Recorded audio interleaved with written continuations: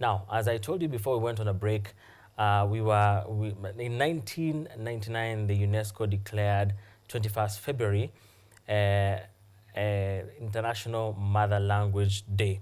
And of course, in relation to that, as the world came together to celebrate the International Mother Language Day under the theme, Finding Ways to Make indigenous languages endurable, stakeholders and communities were urged to embrace their native dialects, a move that would play a vital role in conveying crucial information and raising awareness on key issues while fostering both national sensitization and the preservation of cultural heritage through language. Ocheng Cynthia was in attendance and filed the following report.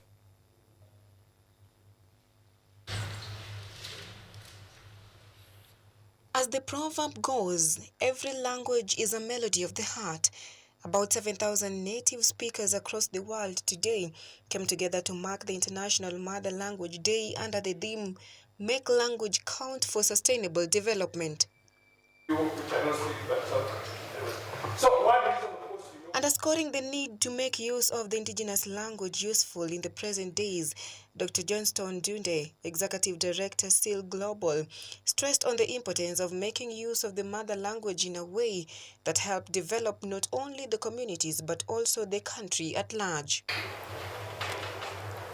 Think about tourism. Think about how local languages can support cultural industries.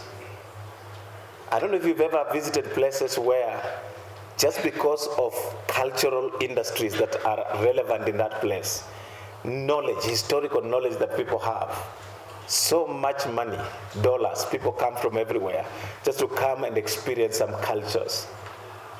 In the Americas, people go to the Amazons and other places just to experience certain cultures. Although the use of indigenous languages was encouraged for national growth in various sectors, Director Center of Translations and Interpretation from the University of Nairobi, Jane Mutiga, linked the decreased use of local languages to the westernization. This has been aggravated further by those Africans who use imported ex-colonial languages, those African states that make these their official languages, the languages of education and access to services in formal settings, and all this at the expense of the indigenous languages. Professor Joyce Wangia, a senior lecturer, Department of Literature, Linguistics and Foreign Languages at Kenyatta University, emphasized the importance of incorporating indigenous languages studies into the curriculum, especially in universities. Furthermore, Professor Wangia noted that this approach would greatly aid students when seeking employment in the future. What is the value of learning a mother language? Many think that it's maybe a waste of their time because it doesn't count anywhere. We need to lobby for that space so that mother language or mother tongue is part of the languages that one can learn at school, and it should be recognized in the job market, in the political arena, and when I have a degree in, say, Doluo, Rekegusi, or Logoli, where can that degree take me? What can I do with that degree? On his part, John Orlando, the director of SEAL at the county level, echoed that there is need to translate laws and various articles significant to the society into mother languages as opposed to how they are normally done in foreign languages. So we believe as SIL that sustainable development cannot be achieved without packaging it in a language that the targeted communities understand.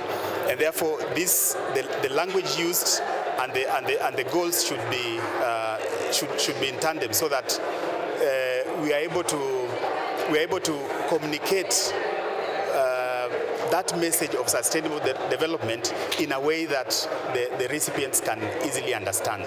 Otherwise, as it is, it looks like a foreign thing. Proud of her language, Cynthia Akoth, a student from the University of Nairobi, encouraged her fellow youths to appreciate the indigenous language and return to them as one of the ways to promote and preserve the language.